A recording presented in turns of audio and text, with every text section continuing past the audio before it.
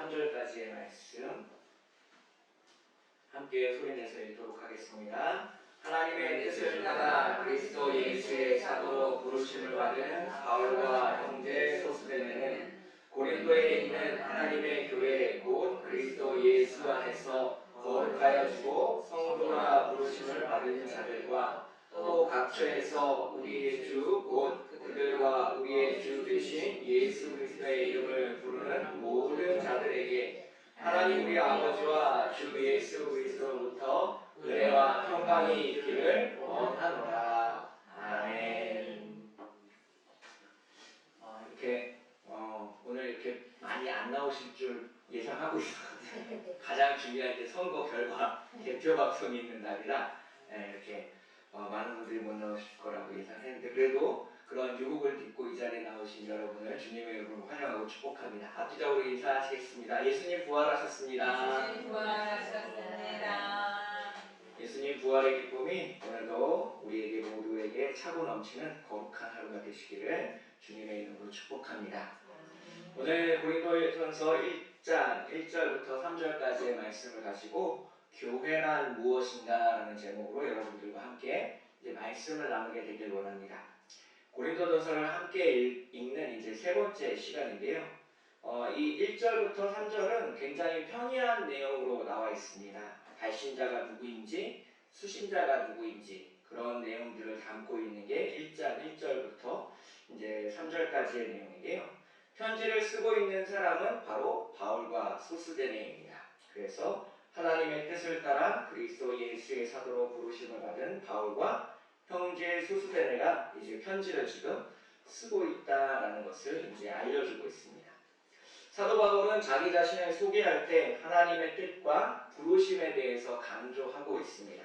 그리고 지난 시간에 우리는 그 뜻과 부르심이 어떤 것인지에 대해서 자세히 좀 살펴보는 시간을 가졌었는데요.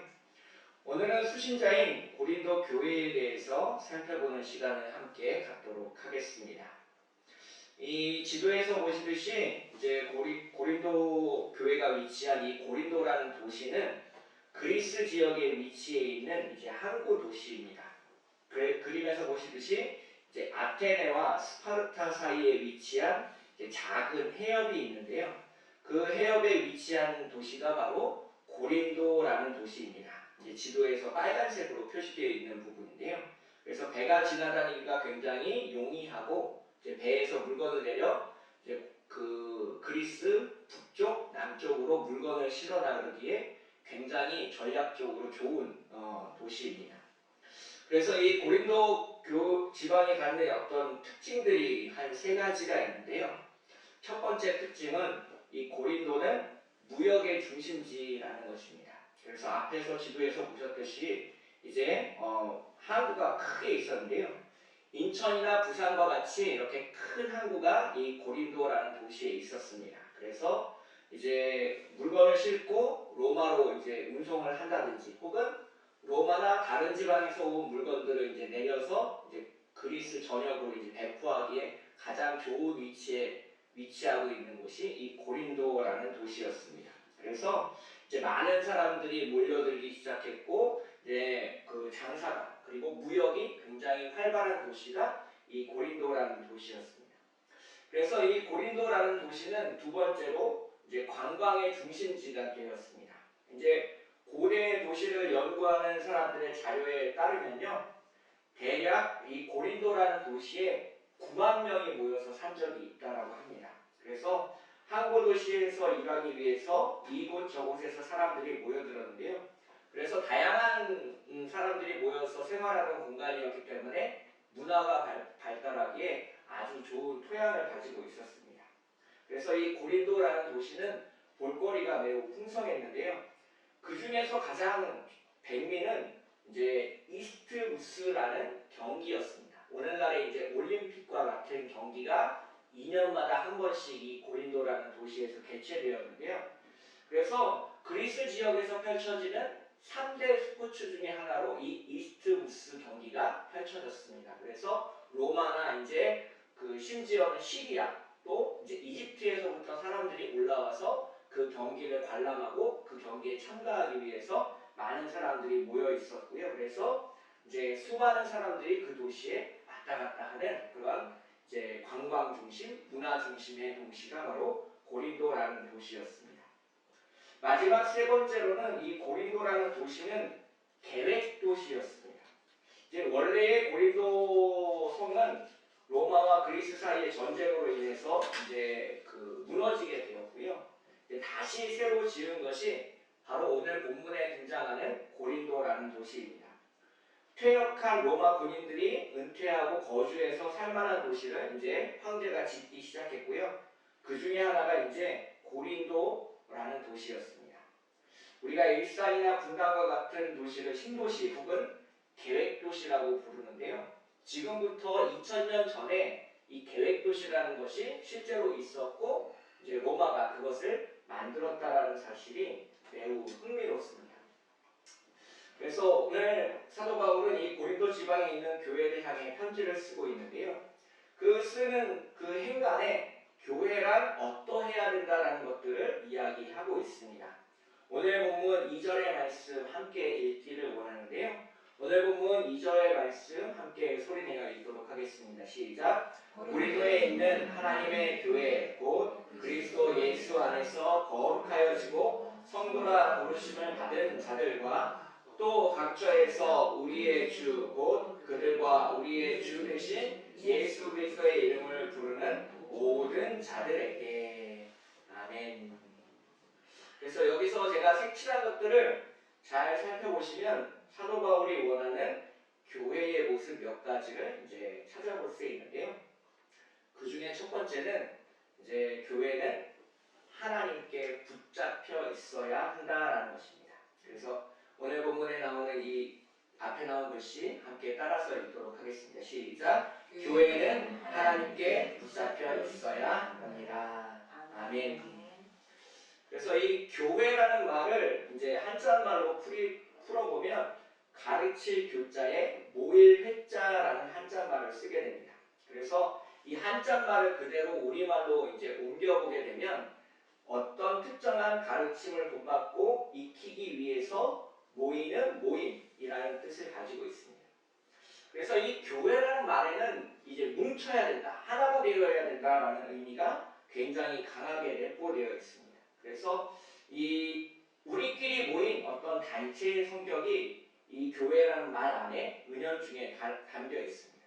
그래서 우리가 흔히 우리 교회라는 말을 많이 사용하잖아요. 그러한 말의 이제 의미를 살펴보면 이제 뭉친다, 하나가 됐다, 모인다라는 의미가 강조되어 있는데요. 이 말의 원래 단어인 이제 헬라어를 살펴보면 조금 의미가 다르다라는 것을 알 수 있습니다. 이제 파란색으로 되어 있는 부분을 보시면 이제 성경에서 이 교회를 지칭하는 단어는 에클레시아라는 단어입니다. 교회를 오래 다니시고 설교를 여러 번 들으신 분들이라면 한 번쯤 들어본 단어가 이 에클레시아라는 단어인데요. 이 말은 이제 에크라는 적두어와 클레시아라는 말의 합성어입니다. 이 에크라는 말은 뭐뭐 밖으로 라는 뜻을 가지게 되고요. 클레시아란 말은 이제 부르심이라는 의미를 가지고 있습니다. 그래서 이 에클레시아란 말을 직역하게 되면 바깥으로 부르심을 받은 사람들이라는 의미를 담고 있습니다. 바로 이제 출애굽기에서 나오는 애굽에서 탈출하여 시내산에 도착한 이스라엘 민족을 가리키는 말이 이 에클레시아입니다. 그래서 이 에클레시아라는 말을 이제 고린도 교회에 썼을 때는 세상 속에 속하지 않고 하나님께서 이렇게 바깥으로 끄집어내서 자신의 백성으로 삼은 사람들이 바로 에클레시아, 교회라는 의미가 되겠습니다. 그래서 이 에클레시아라는 말은 누구로부터 그리고 어디로 부르심을 받았는지가 굉장히 중요합니다. 제가 예전에 어떤 다큐멘터리를 보고 이제 도전을 받은 적이 있었는데요. 그 다큐멘터리는 이제 어떤 사람의 이제 3일 동안을 추적하면서 이제 그날의 모습, 그날의 모습, 그날의 모습을 이제 다큐멘터리 형태로 보여주는 프로그램이었습니다. 근데 그날 등장한 이제 그 다큐멘터리의 주인공은 우리가 흔히 무당이라고 부르는 귀신에 사로잡힌 사람의 이제 하루의 모습을 보여주는 그러한 다큐멘터리였는데요. 굉장히 제가 이제 충격을 받았습니다. 그 무당 혹은 이제 귀신에 사로잡힌 사람들이 몇 시에 일어나는지 아세요? 저는 몰랐는데요. 새벽 3시에 일어나요. 새벽 3시에 일어나서 이제 목욕제기를 하고 이제 아직 동이 터오르기도 전에 산으로 올라가요. 그렇게 산으로 올라가더니 자신이 섬기고 있는 이제 귀신에게 기도를 하는데 1시간, 2시간, 3시간 가까이 기도를 합니다. 그리고 그 기도를 할 때 우리처럼 그냥 앉아서 기도하거나 그렇게 하지 않고요. 굉장히 열심으로 그리고 정성을 다해서 기도합니다. 기도가 끝난 그 사람의 모습을 이제 클로즈업하는 장면에서 머리에서부터 발끝까지 땀이 흥건할 정도로 열심히 기도하는 것을 보고 제가 큰 도전을 받았습니다. 그 다큐멘터리를 봤을 때 저는 이제 전도사였었는데요. 굉장히 많이 투덜거리고 있었어요. 새벽기도 가는 것에 대해서 투덜거리고 있었고요. 또 목회자의 이렇게 그런 어떤 사례비가 적은 것에 대해서도 투덜거리고 있었을 때였습니다. 미국 교회, 영국 교회에는 없는 그러한 제도들이 한국 교회에 이렇게 많이 생겨서 왜 목회자를 힘들게 하는지 모르겠다라고 하나님께 투정 부리고 있을 때였습니다. 무당이 나와서 어떻게 하루를 살아가는지를 보고 나서 저희가 굉장히 부끄러웠습니다. 귀신을 섬기는 사람도 저렇게 열심히 기도하고 섬기는데 하나님 아버지를 평생 섬기기로 부름받고 목회자가 되었는데 무당보다 못한 열심으로 살아가고 있는 제 자신이 너무나도 부끄러웠던 적이 있습니다. 그렇습니다. 우리는 무언가를 믿고 무언가에 붙잡혀서 살아가고 있습니다. 돈에 붙잡혀서 살아가고 있는 사람들이 있고요. 또 명예에 붙잡혀서 살아가고 있는 사람들이 있고 자식에 붙잡혀서 살아가고 있는 사람들이 있습니다. 돈에 붙잡혀 살아가는 사람들은 돈을 믿고 돈이 자신을 구원해 줄 것이라 생각하며 그렇게 살아가고 있습니다. 명예에 붙잡힌 사람도 마찬가지죠. 지금 선거에 나온 대부분의 사람들이 명예를 얻기 위해서 노력하고 분투하고 있는 그런 사람들입니다. 세상 속에서 하나님 없이 살아가는 사람들의 모습은 그렇게 무언가에 붙잡혀서 살아가고 있는 삶의 모습을 보여주고 있는데요. 그러한 삶의 모습을 전도서에서는 이렇게 표현하고 있습니다. 전도자가 이르되 헛되고 헛되며 헛되고 헛되니 모든 것이 헛되도다. 하나님을 믿지 않는 사람들이 이렇게 돈이나 명예와 같은 헛된 것들을 추구하며 살아가는 것을 보면 안타깝기는 하지만 이해는 갑니다. 한편으로는.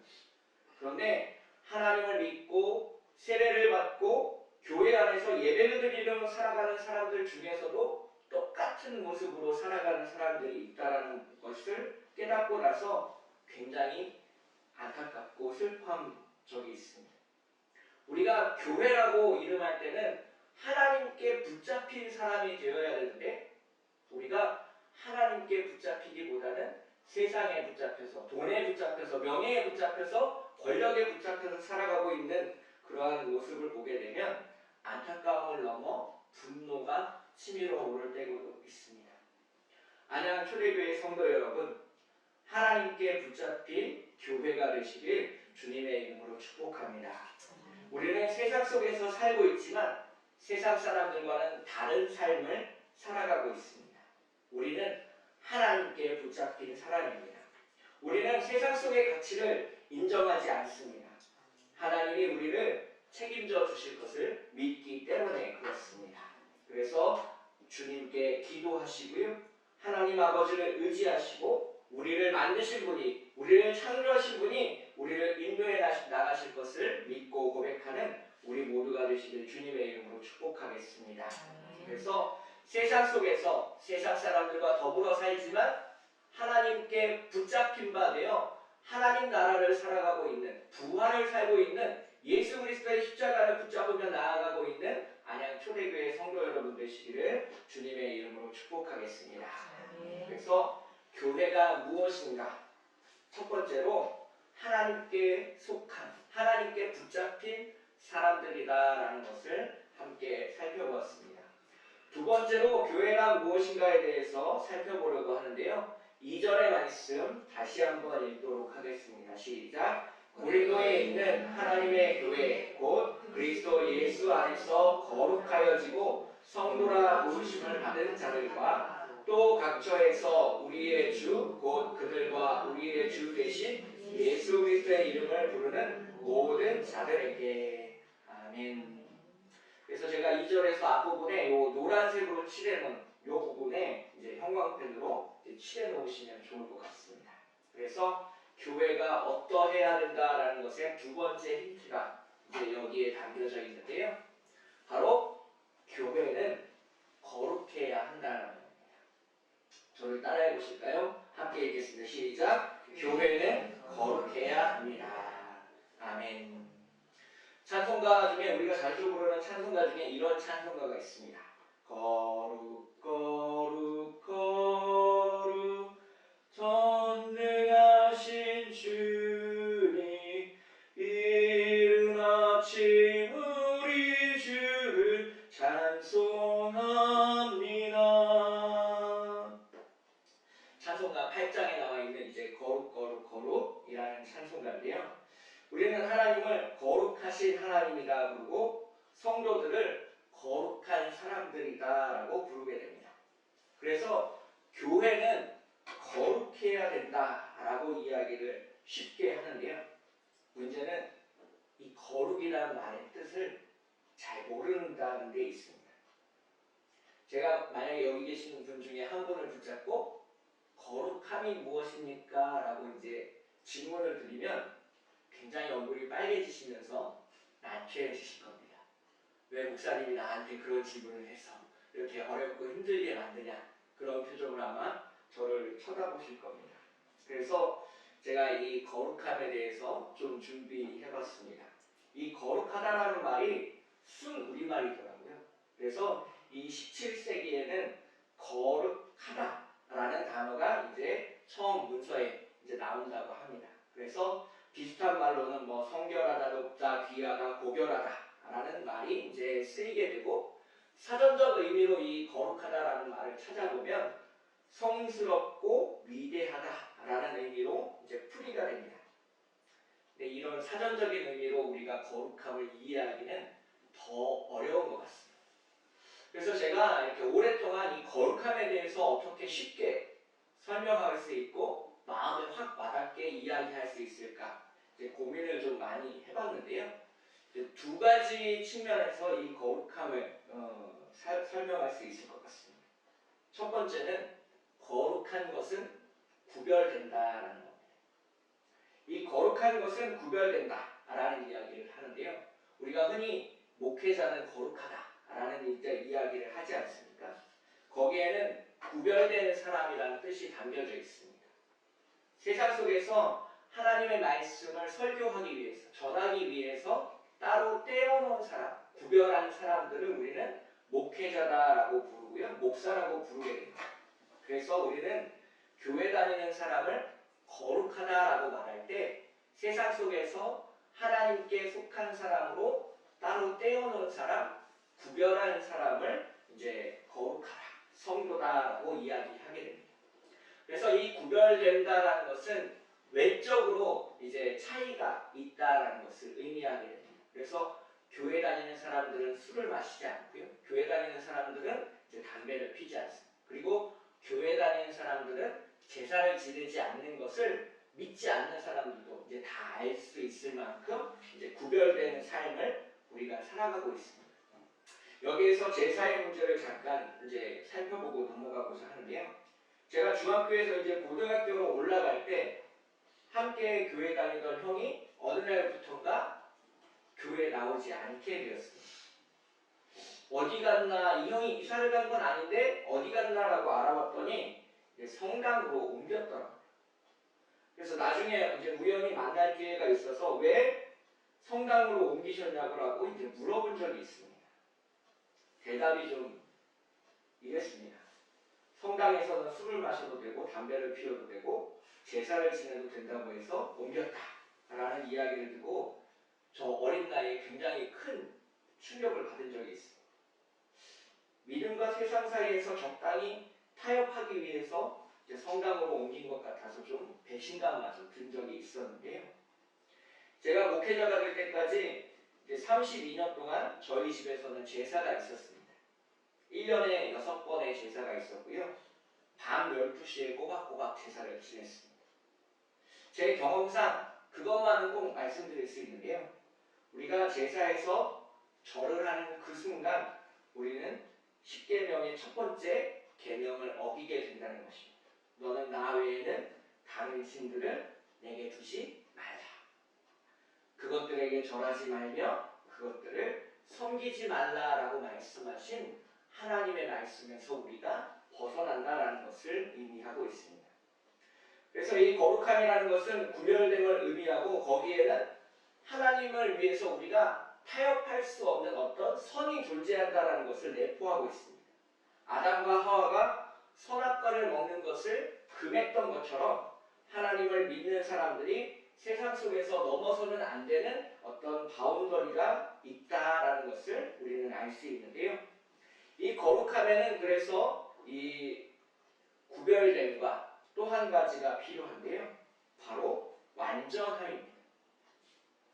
벌레 먹은 사과를 우리가 거룩하다라고 하진 않습니다. 그 벌레 먹은 사과를 하나님 앞에 예물로 드리는 사람도 없습니다. 흠이 있다라고 한다면 우리는 거룩하다라고 말할 수 없습니다. 감옥에 있는 범죄자들은 세상 속에서 구별된 사람들이지만 우리는 그 사람들을 거룩하다라고 이야기하지 않습니다. 흠이 없고 완전하지 않기 때문에 그렇습니다. 세상 속에서 하나님께 부르심을 받은 안양 초대교회 성도 여러분, 예수 그리스도 안에서 거룩하여 주시기를 주님의 이름으로 축복하겠습니다. 세상 사람들과 구별된 오늘을 살아가시고요. 주님을 위해서 오늘도 흠이 없고 완전한 삶을 살아가시기를 주님의 이름으로 축복하겠습니다. 무엇을 먹든지 무엇을 마시든지 거룩한 주의 백성으로 살아가시길 예수 그리스도의 이름으로 축복합니다. 오늘 본문 속에서 우리가 교회란 무엇인가에 대해서 두 가지를 함께 살펴보았습니다. 교회는 하나님께 붙잡힌 사람들이고요. 교회는 거룩한 사람들의 모임입니다. 마지막 세 번째를 살펴보려고 하는데요. 2절의 말씀 함께 다시 한번 읽어보도록 하겠습니다. 시작. 고린도에 있는 하나님의 교회 곧 그리스도 예수 안에서 거룩하여지고 성도라 부르심을 받은 자들과 또 각처에서 우리의 주 곧 그들과 우리의 주 되신 예수 그리스도의 이름을 부르는 모든 자들에게. 아멘. 교회란 무엇인가? 세 번째는 교회는 예수 그리스도의 이름을 부르는 모든 사람들이라는 겁니다. 함께 따라서 읽도록 하겠습니다. 시작. 교회는 예수 그리스도의 이름을 부르는 모든 사람들입니다. 하나님께 붙잡힌 바 되었고 거룩하게 오늘을 살아가는 것만으로는 부족하다는 것입니다. 왜? 유대인들도 그렇게 살아가고 있기 때문에 그렇습니다. 유대인들과 그리스도인 사이에 결정적인 차이점이 바로 이 세 번째에 있습니다. 본문에 이름을 부른다라는 말이 이제 나오는데요. 이 이름을 부른다에 나오는 이 부름이라는 단어는 앞에 나와 있는 단어들과는 의미적인 차이가 분명하게 있습니다. 이 원어를 살펴보면 호소한다, 요청한다라는 의미를 담고 있는데요. 이 호소하다, 요청하다는 의미를 바로 요한복음 14장에서 우리는 찾을 수 있습니다. 요한복음 14장 13절, 14절의 말씀 함께 소리내서 읽도록 하겠습니다. 시작. 너희가 내 이름으로 무엇을 구하든지 내가 행하리니 이는 아버지로 하여금 아들로 말미암아 영광을 받으시게 하려 함이라. 내 이름으로 무엇이든지 내게 구하면 내가 행하리라. 아멘. 그래서 이 예수 그리스도의 이름을 부른다라는 것은 예수 그리스도의 이름을 통해서 하나님께서 모든 것을 우리에게 이루실 것을 믿고 고백하며 의지한다라는 의미가 담겨 있습니다. 그래서 교회는 단순히 친목 모임이 될 수 없습니다. 좋은데 좋은 거다라고 하면서 타협할 수 없는 게 교회입니다. 하나님은 예수 그리스도를 이 땅 가운데 보내셨고요. 예수님은 하나님의 아들로서 이 세상을 살아가셨습니다. 예수님은 성육신 하셨고요. 6월절에 바리새인들과 서기관들과 대제사장들과 본디오 빌라도에 의해서 십자가에 넘겨지시고 죽으셨습니다. 3일 만에 부활하셨고요. 제자들과 40일을 동행하시다가 하늘로 승천하셨습니다. 또 마지막으로 언제일지는 모르지만 예수님께서 이 땅 가운데 다시 오실 것을 우리가 믿고 고백하고 있습니다. 그때는 예수님께서 왕으로 오실 것이고요. 심판자로 이 땅 가운데 오실 것입니다.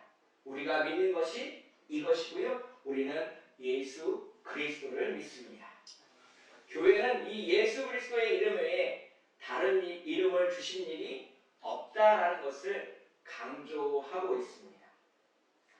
가끔 텔레비전 프로그램 중에서 그런 내용이 나오는 프로그램이 있습니다. 이제 목사님들 그리고 신부님, 중님 가끔 무당도 나오는 것 같더라고요. 종교 간의 대화를 한다는 취지에서 이런저런 이야기를 나누는 것을 보게 되고요. 아마도 제가 가진 신앙이 굉장히 보수적이라서 그러지는 몰라도 볼 때마다 불편하고 채널을 다른 곳으로 돌리게 됩니다. 갈라디아서 1장에서 사도 바울은 이렇게 말씀하고 있습니다. 다른 복음은 없나니 다만 어떤 사람들이 너희를 교란하여 그리스도의 복음을 변하게 하려 함이라. 제가 신학을 공부하면서 조직신학을 전공했습니다. 그리고 종교 간의 대화를 하려고 하고 종교 간의 평화를 가져오도록 노력하는 많은 책들을 읽어보았습니다. 몇 년간의 독서 끝에 제가 이른 결론 중에 하나는 진리를 덮어둔 채 두루뭉실하게 좋은 게 좋은 거다라고 말할 거면 차라리 꼴통이 되는 게 더 낫다라는 것이었습니다. 석가모니, 공자, 소크라테스가 십자가를 진 적이 있습니까? 그들이 부활했습니까? 그들이 하나님 나라를 말했나요? 어디에서 어떻게 우리가 예수가 부활했다, 하나님 나라가 여기에 왔다라는 복음을 타협하면서 살아갈 수 있을까요? 그렇게 말랑말랑한 복음이라면 저는 믿지 않았을 것이고 이 자리에 서지 않았을 것 같습니다. 안양 초대교회 성도 여러분, 텔레비전에서 그리고 유튜브에서 SNS에서 나오는 그런 말들에 흔들리지 마시길 주님의 이름으로 축복합니다. 오직 하나님의 말씀을 붙잡으십시오. 하나님을 신뢰하십시오. 예수 그리스도의 이름을 의지하고 붙잡으십시오. 제가 설교를 타이핑하면서 여기에서 좀 찡했는데요. 그거면 충분합니다. 예수님 한 분이면 충분합니다. 예수님이 나의 주님이 되시고 예수님이 나의 목자가 되시고 예수님이 나의 친구가 되시고 예수님이 나의 구원자가 되신다면 그거면 충분합니다. 우리가 더 무언가를 바랄 필요가 있겠습니까? 오늘 본문에서 우리는 교회란 무엇인가에 대해서 세 가지를 함께 살펴보았습니다. 교회가 교회이기 위해서, 예배가 예배이기 위해서 우리가 타협할 수 없는 무엇인가 있다라고 오늘 본문 속에서 살펴보았습니다. 첫 번째, 교회는 하나님께 붙잡혀 있어야 되고요. 교회는 거룩해야 합니다. 마지막 세 번째로, 교회는 예수 그리스도의 이름을 부르는 모든 사람들의 모임이어야 한다는 것입니다. 그래서 우리가 교회를 교회되게, 예배를 예배되게 우리를 사용하여 달라고 기도하기에 앞서 주님의 은혜와 주님의 평강이 이 안양 초대교회에 넘치기를 주님의 이름으로 축복하겠습니다. 함께 기도하겠습니다. 우리를 거룩한 성도로 부르신 하나님 아버지, 함께 교회로 모여 신앙생활하도록 인도하여 주시니 감사합니다. 그러나 각자가 가진 교회에 대한 생각이 너무나도 다릅니다. 말씀을 통해 교회의 사명을 깨닫게 하시고 하나님께 붙잡힌 오늘을 살게 하옵소서. 일상생활에서 더욱 거룩하게 살게 하시고 예수 그리스도의 이름에 기대어 어려운 현실을 건너가게 하옵소서. 세상 끝날까지 너희와 함께하리라라고 약속하신 예수 그리스도의 이름으로 기도하옵나이다.